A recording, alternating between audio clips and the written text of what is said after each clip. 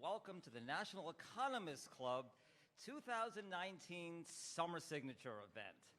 I'm Cliff Waldman. I'm this year's president of the National Economists Club. I'm happy to say that we are having a banner year. Our weekly lunch program is enjoying great attendance. We have a rich diversity of speakers that reflect the wonderful intellectual diversity in our field. But today we come to one of our two major events of the year, our Summer Signature Program. And I need to thank two friends, two sponsors who have made today's great event worthwhile. First of all, my friends at Inforum.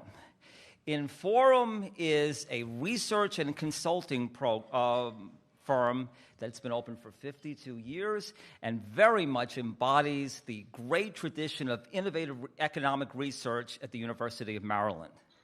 Secondly, our friends at the National Association of Realtors. Since 1908, they have been the voice of the real estate community in Washington and have provided some invaluable economic data, economic research in that critical sector of the economy. With that in mind, with those organizations supporting us and with this large and distinguished audience behind us, we've come to a moment. And I have to tell you, I cannot imagine a better marriage of a moment and a speaker than what we have today. Hey, Jim Bullard is really a man who embodies the best of our field. One of the joys of doing this, and of course it's a hassle putting together an event like this, but one of the joys of doing this is not just to introduce a speaker, but to really think about what makes that person unique. Jim has used economic theory, high-level economic theory, to powerfully propel the thinking of the Federal Reserve forward in a way that's going to benefit all Americans, that is benefiting all Americans. At the same time, he is very much integral and a man of his community. He's a man of the people who are affected by his policies. He is, of course, the president and CEO of the St. Louis Federal Reserve. He also oversees the Federal Reserve's 8th district, including activities at St. Louis headquarters and its branches in Little Rock, Arkansas, Louisville, Kentucky, and Memphis, Tennessee. I actually didn't realize it had that many branches. He's a noted economist and scholar. Every time he publishes a paper, I think the thinking on the FOMC moves forward. Early in his tenure, Bullard talked about the possibility of a Japanese-style deflation in a paper. He argued strongly for something that may seem like common sense, but I've never heard before, that FOMC deliberations shouldn't be by the calendar, but by data, but by the need. During the financial crisis, he advocated for inflation targeting, something that very well may have saved a lot of us. But he's an active member in his community. He sits on the Board of Trustees of the United Way, the Board of Directors of the St. Louis Regional Chamber, and the Board of Directors of the Concurrence Academy in Leadership, and a list of other things that we simply don't have time to get into. He's a native of Lake Forest, Minnesota. He received his doctorate in economics from Indiana University in Bloomington and holds a Bachelor of Science degree in economics and quantitative methods and information systems from St. Cloud University in St. Cloud, Minnesota. Now, let me tell you how our program is going to work today. President Bullard is going to speak. After that, my colleague Ed Keene is going to do an interview with him. Ed is a noted economic correspondent, a long-time Federal Reserve expert, and a past president of the National Economists Club. After that, we're going to spend some time taking audience questions. We ask respectfully, because President Bullard's time is limited, that you keep your questions concise, and we will do your best to sort of address them respectfully. For now, President Bullard, we are grateful for your time. We are very aware of the weightiness of the moment, and we look forward to your insights. Ladies and gentlemen, Jim Bullard.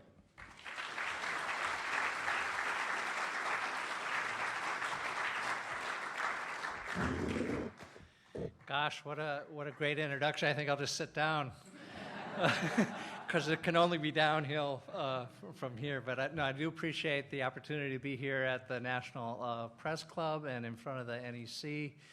And I'm looking forward to hearing your comments on current monetary policy or whatever else you want to talk about the U.S. economy. So I called this a sea change in U.S. monetary policy, so hopefully I can convince you of the dramatic changes that have already occurred in 2019 with respect to U.S. monetary policy above and far beyond the rate cut that we had just last week.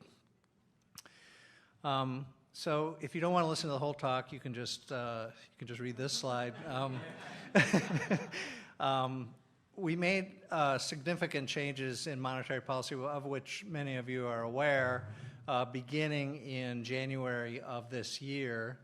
Those changes were made in anticipation of slower growth in the U.S. economy during 2019, which is materializing. I'll talk about that during the talk here, but also in anticipation of heightened uncertainty with respect to trade policy.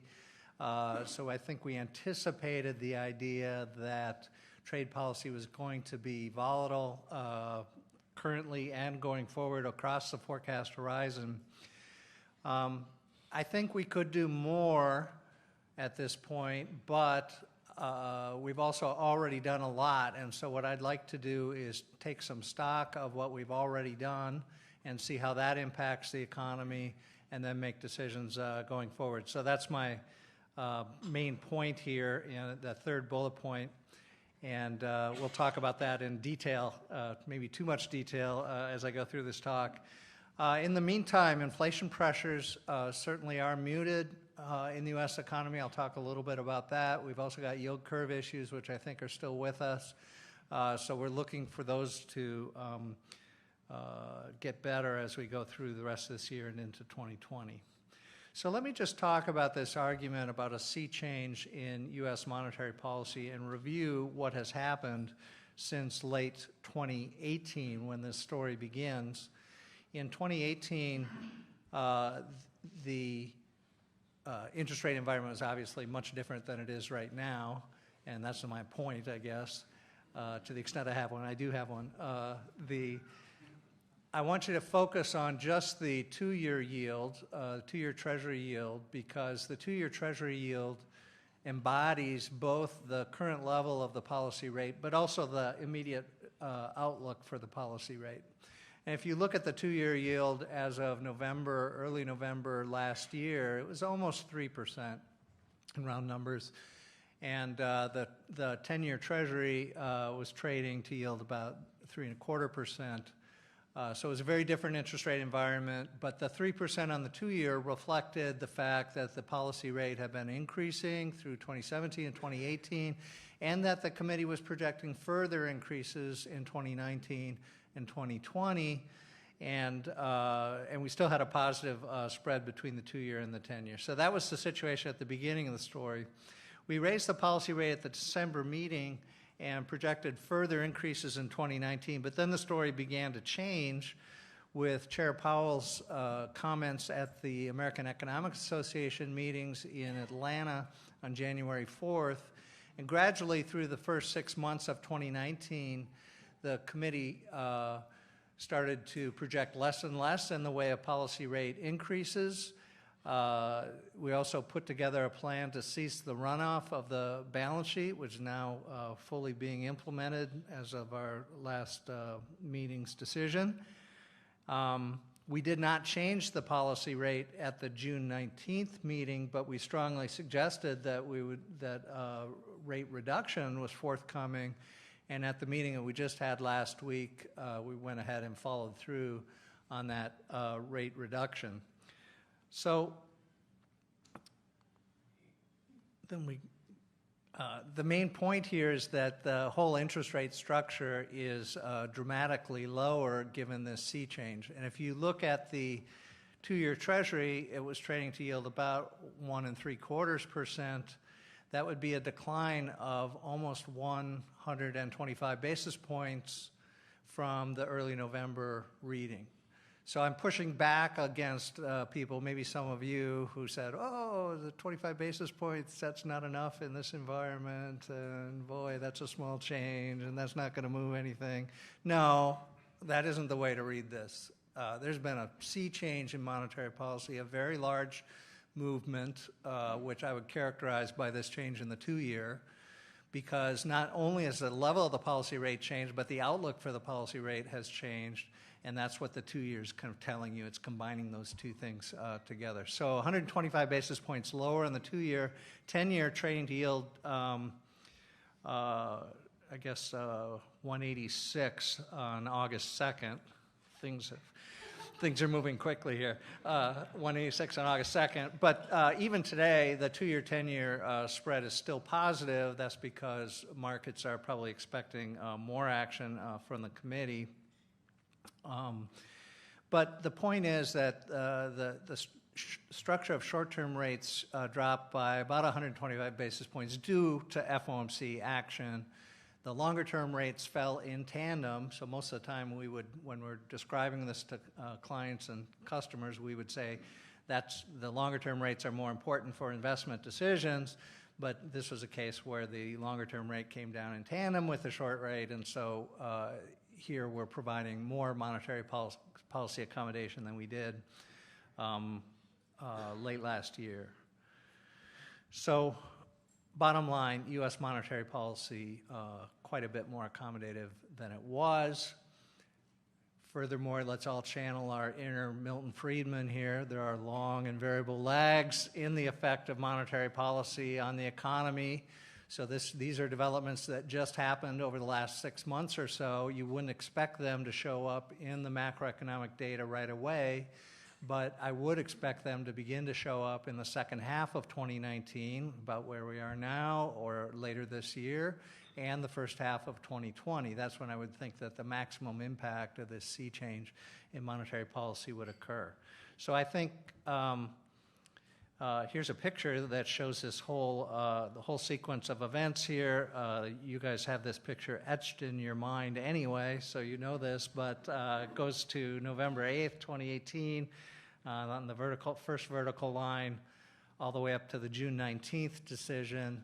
And again, the June 19th decision, we didn't actually lower the policy rate, but we sent a very strong signal that we were going to lower the policy rate at the next meeting, which we followed through with on July 31st.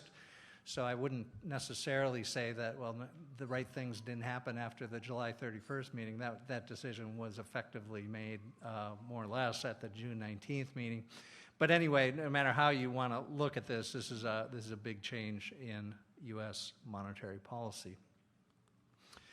Now, let me talk about some of the conditions that drove this. I think the biggest one is probably just that, as we have been anticipating for a long time, the U.S. economy would probably slow down to its potential growth rate. We're talking about an economy that's growing at an above potential rate of growth. The natural thing, and I'm sure you're all predicting it too, is that it will probably slow down to the potential growth rate going forward. The revised figures on GDP have the economy growing at 2.5% in 2018. 2019 growth has been expected to be slower, although I will hold out a little bit of idea that maybe 2019 won't be worse than 2018 as far as growth. I think there's some potential, it's not my base case, but some potential for growth to be 2.5% again, or even a little better in 2019. So we'll see if that holds up or not. Part of that might come from more accommodative monetary policy, as I've described it. But we've had this key risk on the horizon, and all of you have been coping with this too, is that trade uncertainties might cause the natural slowdown to be sharper than anticipated, and you'd get something skirting around 1% growth or something like that. So here's a picture. I love this picture, so I'm going to dwell on it for a while. This is a picture of starting in March 2017 and continuing out over the forecast horizon. This is the U.S. real GDP growth rate, but it's measured from 1 year earlier, so it's smoothed out a bit compared to the way we usually look at it. The blue line is the actual data. That dotted line on the left-hand side is the March 2017 FOMC projection for GDP growth. So what did the FOMC think in the first half of 2017? And probably many of you thought, oh, the economy is going to grow at 2% as far as the eye can see. But that isn't what and then on the right-hand side, there the dots and the dotted line are the current SEP projections from where we are today. So you can see the blue line obviously ratcheted up quite a bit during 2017 and 2018. The year-over-year growth rate did breach 3% middle of last year and third quarter of last year. Year-over-year growth rate has been declining since then, as predicted, and as we would have all expected that growth would come back to the potential growth rate. And the dotted line on the right says that it's expected to continue to decline down back to the potential growth rate. But boy, look at the upside surprise compared to March 2017 about how much more growth we got in the U.S. economy than what was expected as of that time. That was the upside surprise. And on the right-hand side is the expected slowdown. So the risk here is that the blue line goes down more than you think, and possibly because of trade uncertainty. And that's why I think the Fed has taken out some insurance against that possibility by providing a more accommodative monetary policy over the last 6 months. So it certainly seems, based on recent developments, that it will be very hard to get a stable trade regime environment over the near term or over the forecast horizon, which I would describe as 2 to 3 years. I think there's no question that this is chilling global investment and slowing the global growth rate. That seems to be factored into almost everyone's forecast. If you feed trade restrictions into a model, you will get out and that the trade restrictions' direct effects are probably small, but there can be other knock-on effects, mostly coming through financial markets and other sources that can be much larger. So there's some risk here and some uncertainty here about what the effects of this increased trade uncertainty will be.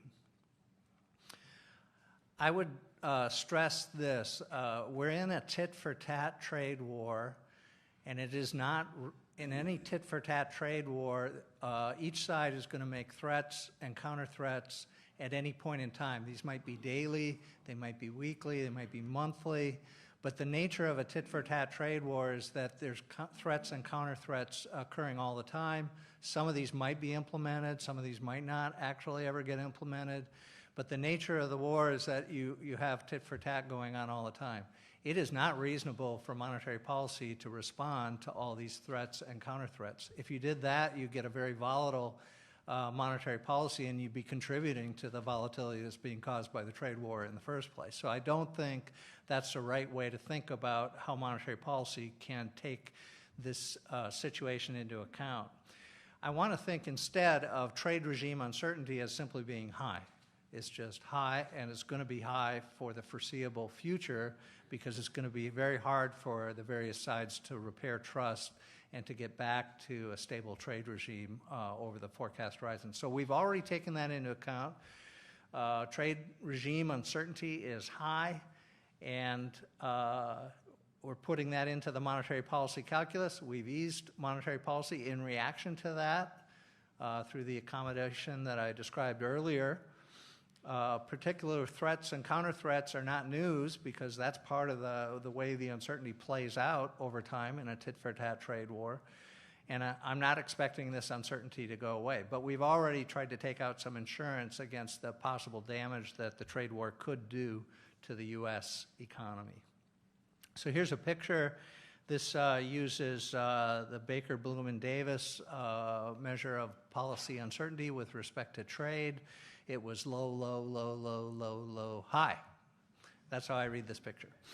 So it was low all through the 2000s or even before that. I would describe the post-war as the U.S. leading the drive to trade liberalization that culminated in the entry of China into the WTO in 2001. And since then, a fairly stable trade regime with reasonable certainty about what the trading arrangements were going to be and what the tariff arrangements were going to be, but that has exploded since trade has become a much bigger political issue. I would say not just in the United States, not just in the Republican Party or this administration, both political parties in the U.S. and politics all around the world now questioning global trade arrangements. That's why I don't think this is going to go away. You've opened Pandora's box. These are very difficult issues. You're not going to be able to put them back in the box.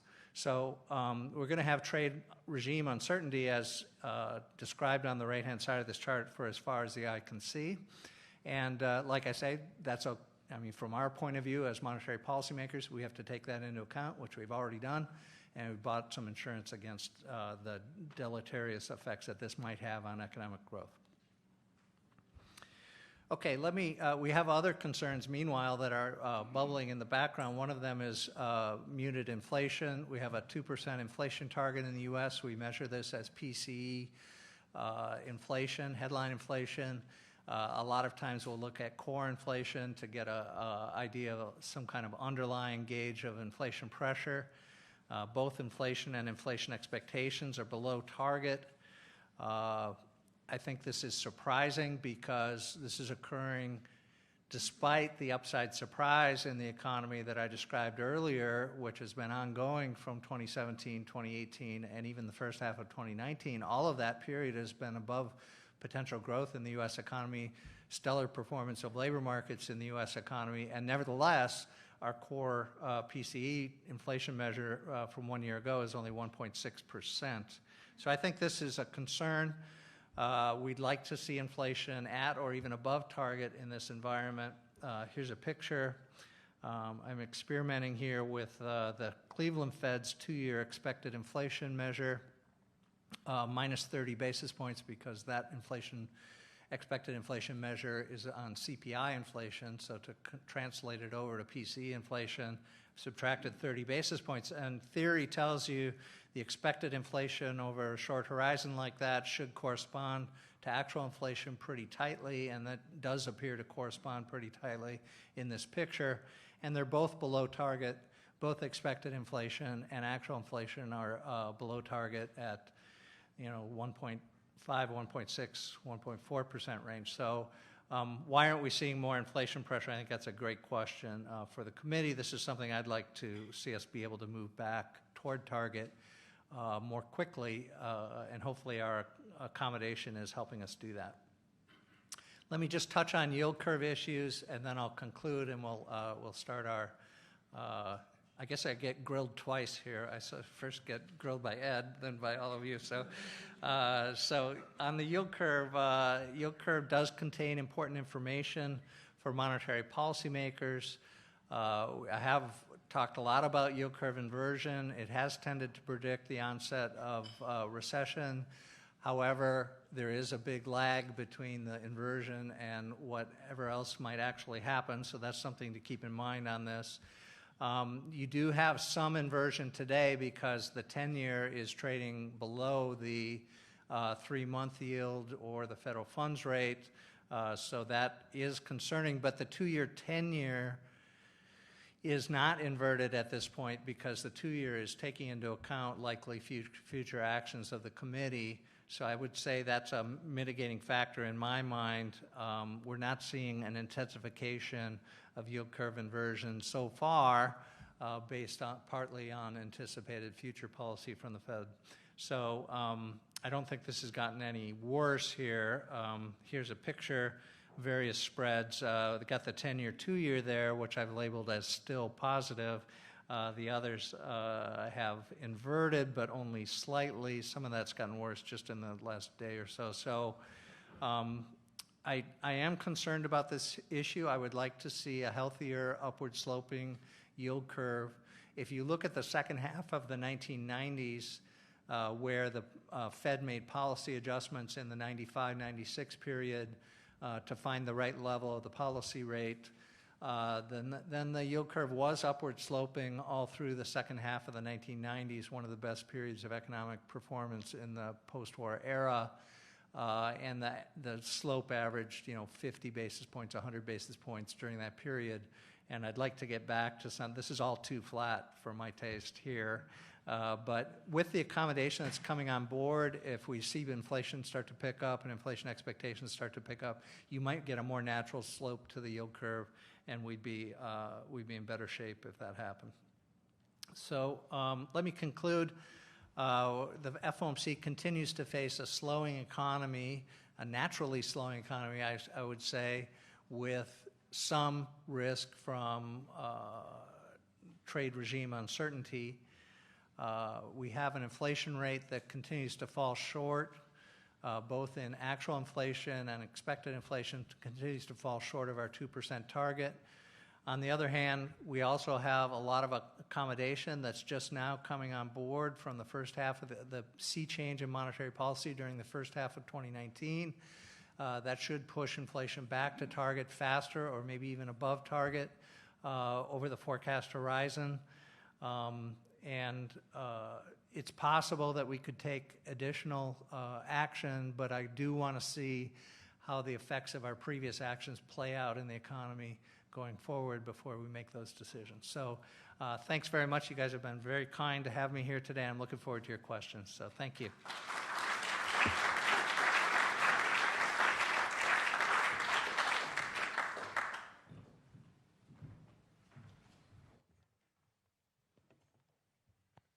Okay. Everybody hear me okay? Okay, good. Okay. All right. Well, thanks, Jim, for doing this. We really appreciate it. So I'm going to first start off by talking about some of the trade issues that you highlighted. So since the interest rate decision last week, we've seen some, I guess, re-intensification of some of the trade tensions that have gone on throughout the year. Does this re-intensification, does this affect how you're seeing the economic outlook? Are you marking down your forecast at all as a result of not only the announcement of additional tariffs, but also the financial market reaction to that announcement?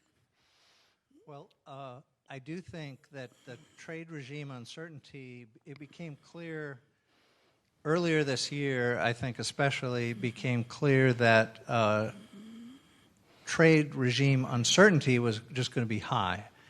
And I would regard, you say intensification, but I would say a manifestation of trade regime uncertainty just in the last few days.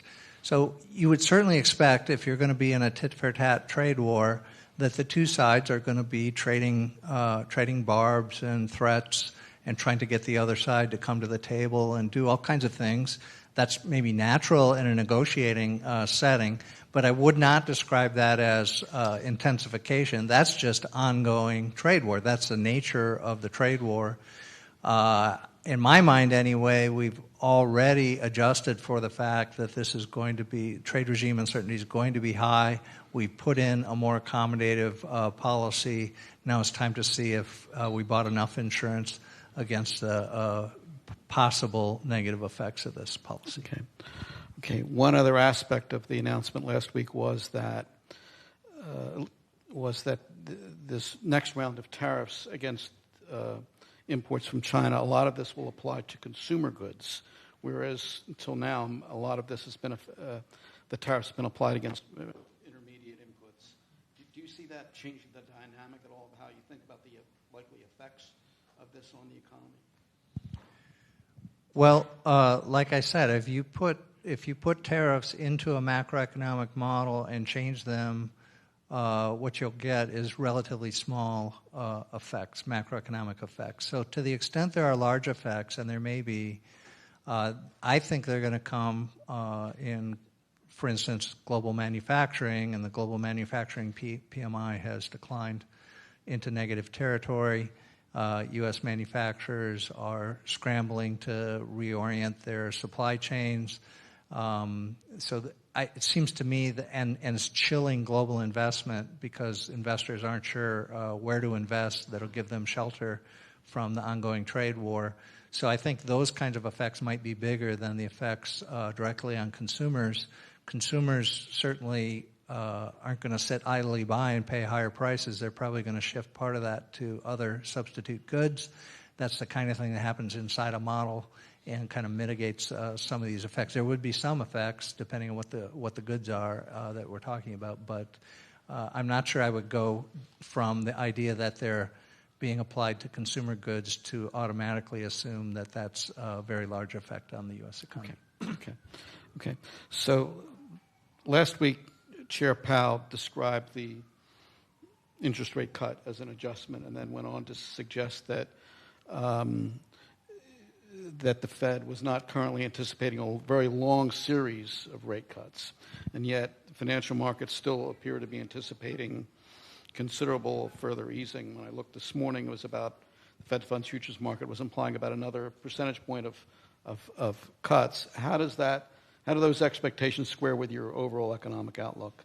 And what would you need, and to get that amount of easing, what kind of outcomes would you need to see?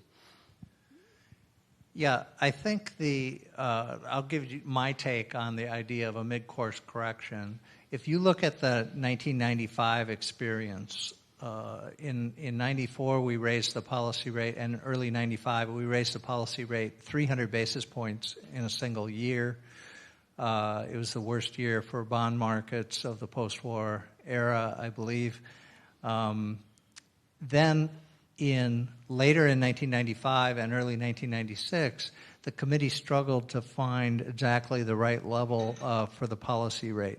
It looked like the economy was slowing down a lot in the first half of 1995 based on real-time data. The committee ended up adjusting down slightly, got to the right rate, and set up the economy for a great second half of the 1990s. So I hope we can pull that off here. We've raised the policy rate during 2017, 2018, not 300 basis points, but maybe 225 basis points. So it's a similar normalization. Obviously, the level of rates is way lower, but that's kind of global trends in interest rates. And now what you'd like to do, now that you've finished the normalization, is see if we can find the right level of the policy rate. So I think that's how I would think of this, as a mid-cycle correction. Like I say, we've already put a lot of the outlook for monetary policy has changed dramatically in the last 6 months. So you've got a lot of implicit accommodation coming back to the economy that should affect us in the second half of 2019 and the first half of 2020. It's not clear that you want to pile on necessarily at this juncture. You want to see how those previous moves are affecting the economy, but I wouldn't rule out more changes ahead. So this is how I'm thinking about it. I do not predict recession on the horizon here, and so I don't think we're in a situation where you have to, you're not in recession mode here. You're in mid-cycle. That's why I like the mid-cycle language. But you still want to find the right level of interest rates for this environment. Hopefully it'll set us up to continue the expansion for many more years to come. Okay. One other question on the policy outlook. So in the run-up to this last meeting, there was a fair bit of debate about whether the cut should be 25, a quarter-point cut or a half-point cut. And I know at one point you suggested that going to a half-point cut would probably be somewhat overdone. In thinking about the question of the size of any cuts, to do something like a half-point cut, which tends to be pretty aggressive, what would you need to see to do something like that? Because when I look at the financial market pricing, there's still some element of risk perceived for a half-point cut. Well, you can look historically at episodes where the committee has moved with that kind of made that kind of a move. I don't really see us as being in a situation where that was true. One that I can think of is off the top of my head is late 2007, early 2008. Mm-hmm. So there you had really the financial crisis had started in earnest on August 9th and 10th, 2007. The committee had done a lot of things during the fall. Then we got some worse data right around that time period. The committee met out of cycle and actually lowered the policy rate dramatically in the first part of 2008. We're not in that situation. I mean, come on. The economy is growing at above potential rate. It has been for the last 2.5 years. The labor markets are super, unemployment at near a 50-year low. So I think there are a lot of good things going on in the economy, even though you've got risks out there, as we always do. But I don't think we're in a situation where you really have to be quite as dramatic as a cut like that would suggest. Okay. Okay. So in your speech, you touched upon the low inflation environment, inflation being below target. So we've had a situation in recent years, and this is something that's affected other central banks as well, where notwithstanding strong growth and tight labor markets, inflation's been below 2%. Do you see structural factors that are in place that are likely to keep inflation suppressed? And if so, does that limit the ability of the Fed and other central banks to try to get inflation back up to target? Yeah, I think this is an interesting hypothesis. I certainly read about it a lot. I'm not sure I have a real solid theory in my head about this, but it certainly does seem like technology has become a lot more important somehow as a fraction of the economy. And what do we know about technology prices? They tend to drop over time, and so somehow that's feeding into the inflation process.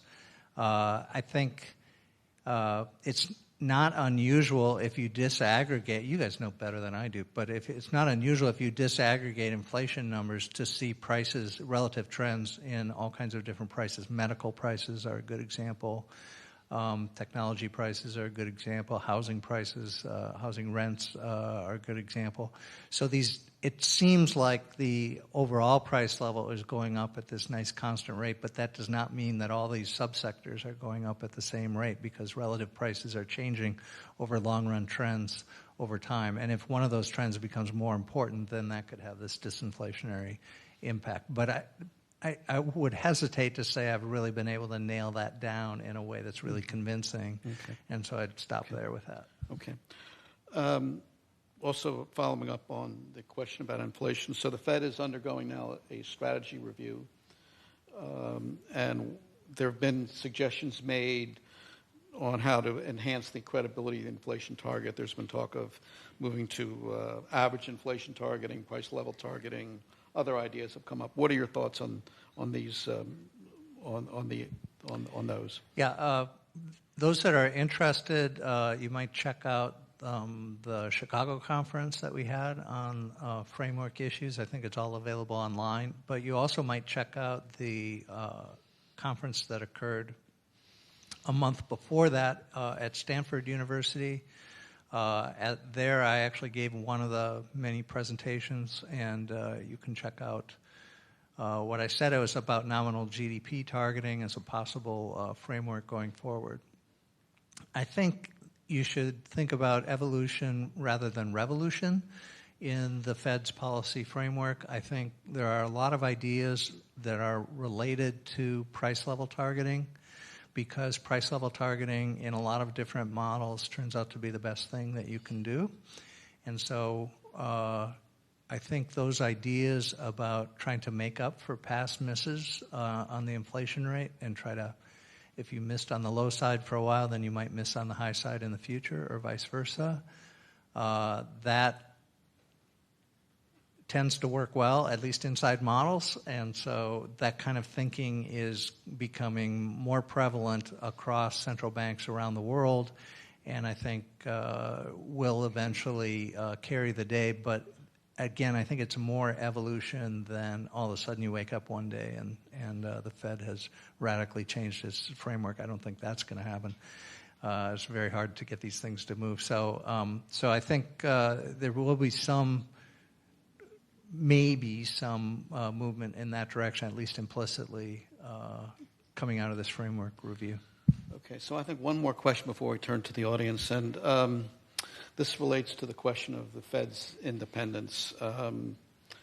Earlier today, 4 former Federal Reserve chairs wrote an article in the Wall Street Journal touting the need for Fed independence.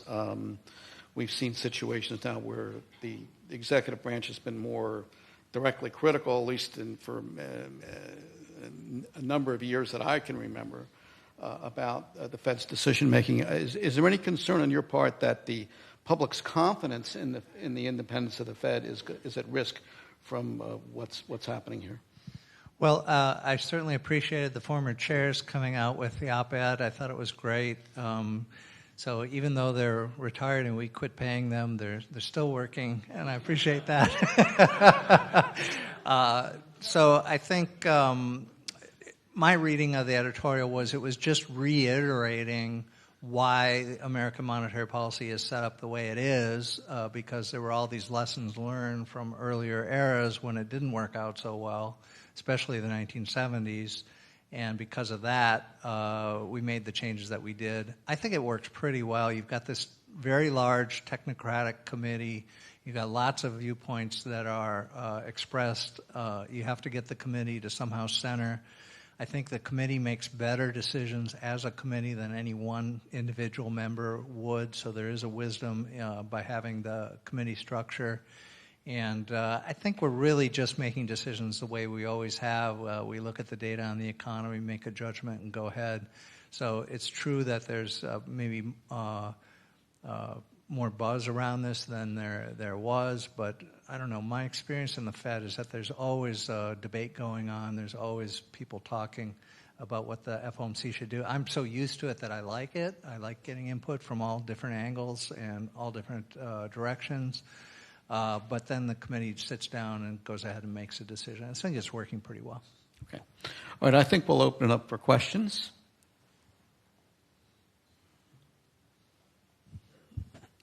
Okay, why don't we go over here and then over here next? Okay, go ahead.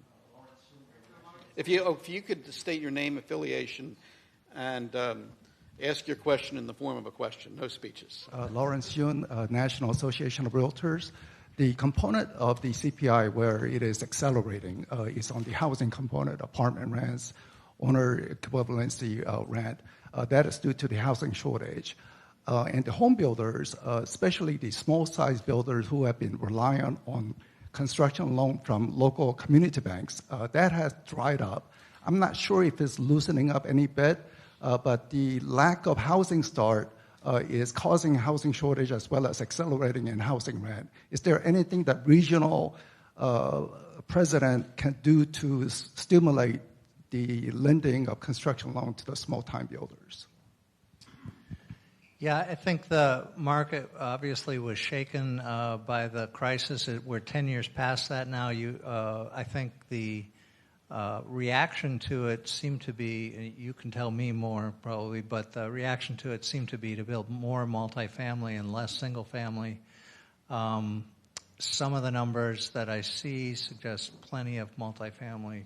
Also, tastes seem to have changed to some degree as newly formed households maybe aren't as eager to get into a house as they would have been historically. And because of that, I think builders have pulled back a little bit. So I'm certainly not trying to limit community bank exposure to housing, but I think this has been somewhat of a market response as opposed to a policy response. Okay. Go right here. I'm Ed Weiler. I'm a retired federal government economist. I have a question. I want to pick up on your thing about the disaggregated price series you're talking about. What about asset prices, asset inflation? There seems to be stocks, bonds, et cetera, that is driving a lot of market activity, and that doesn't seem to factor into any of this conversation we've had about whether or not we have inflation. Can you speak to that?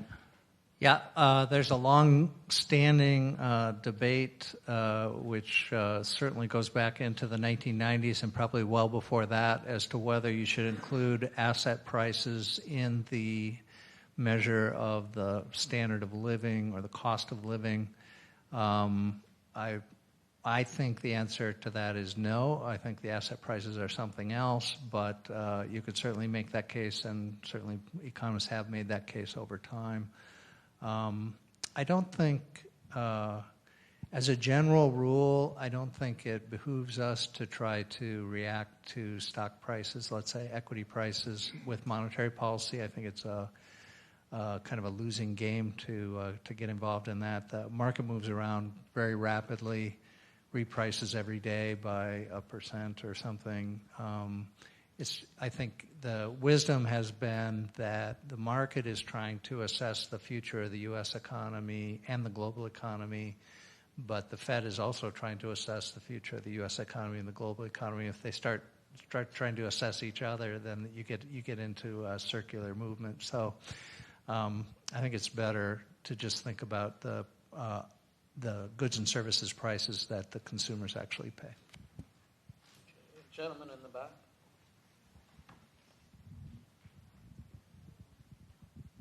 Stanley Kober. One of the things that's puzzled me is the low inflation is global. Central bankers around the world have been spiking the punch bowl with everything they can get their hands on, and nobody's getting even the slightest bit tipsy. One of the reasons I've begun explaining this is that too low for too long is affecting the solvency of a lot of lending institutions, and they are cutting back. Could that be an explanation?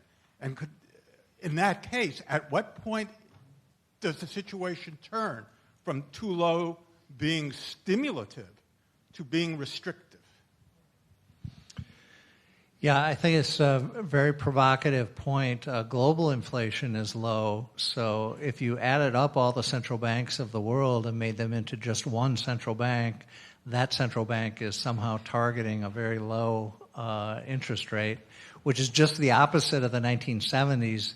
In the 1970s, obviously inflation got to double-digit levels in the U.S., but it was also global inflation. Globally, inflation was very high all around the world. So the unified central bank of the world had too high of an inflation target and didn't keep inflation under control. But to put together models of exactly how that works, take into account exchange rates and many other features of the global environment is just beyond, I think, what we can do. You do have a big player, China, which is managing to the U.S. dollar, and so typically what you would think is that China is importing U.S. monetary policy because they're managing to the dollar. That's keeping inflation low in China.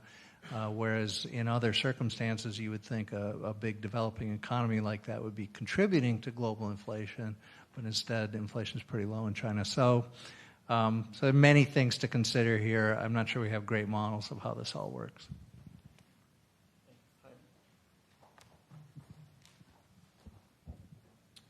Hi, Hyman Arbon, U.S. Bureau of Labor Statistics. Some economists have argued that the issues the Fed is facing in monetary policy have to do with a change in framework, in the sense that the Fed funds is no longer the main driver for monetary policy decisions, but rather the interest paid on excess reserves.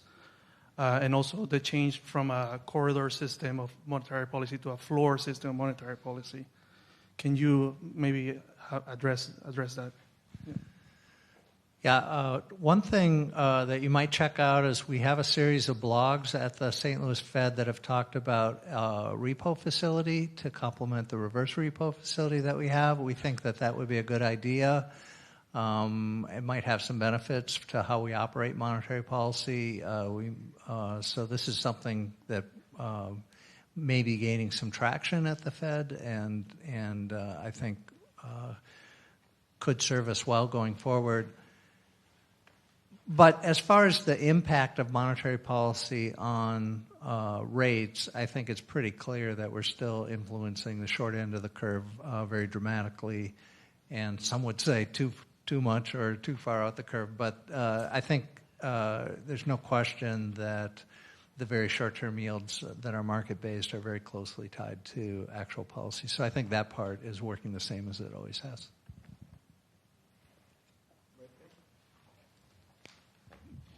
Hi, Elliot Schatzman.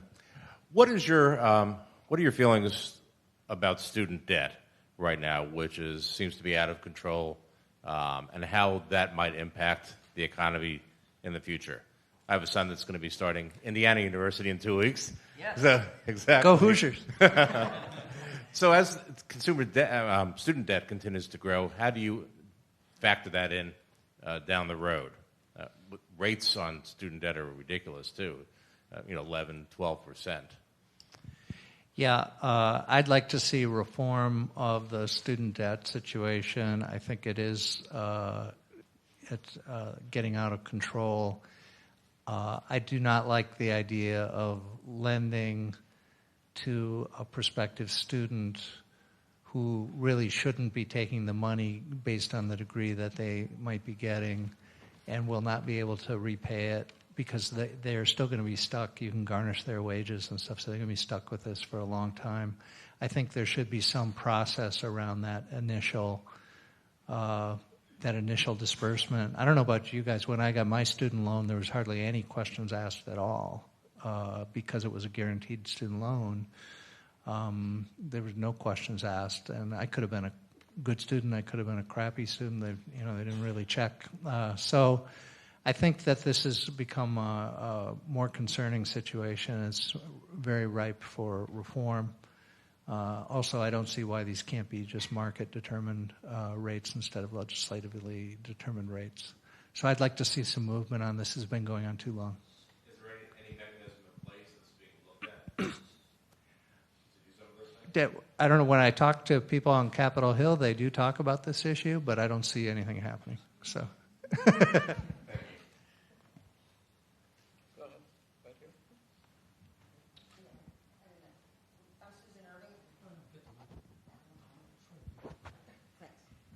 Susan Irving from the Government Accountability Office. We seem to be in almost a worldwide negative interest rate regime, or we're heading that way. So what does that, at some point there will be another recession. It seems to me, what does that imply for the ability of monetary policy to be a useful tool in that situation? Yeah, I think it's a great point, and one of the successes of monetary policy during the Powell era is that we've been able to normalize rates as much as we have. I know it's not as much as other people might have been looking for, but we have been able to move off the zero bound. We've been able to get the policy rate up somewhat, and I think that will help us if we do get into a recessionary situation. We'll have some ability to react to that. Other countries haven't been able to do that, notably Japan and Europe. And so when they go back into recession, they're going to have less ability to react to that. And they're going to have to use unconventional policies, which are more tenuous in their effects on the economy.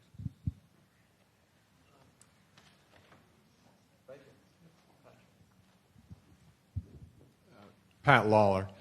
Notwithstanding all the other reasons for lowering interest rates, you talked a bit about the shape of the yield curve as a reason. You did recognize that the Fed has some effect on that in that people may be anticipating future Fed actions, but potentially one of the dynamics could have to do with the Fed's change in its portfolio runoff decisions, that it was running them off and built up a set of expectations and then took them away, and so you have both the announcement of that and then the actual fact of it, or the dawning realization of it, as well as the fact that you've never been in this kind of a situation where you've run this stuff off and changed the rules.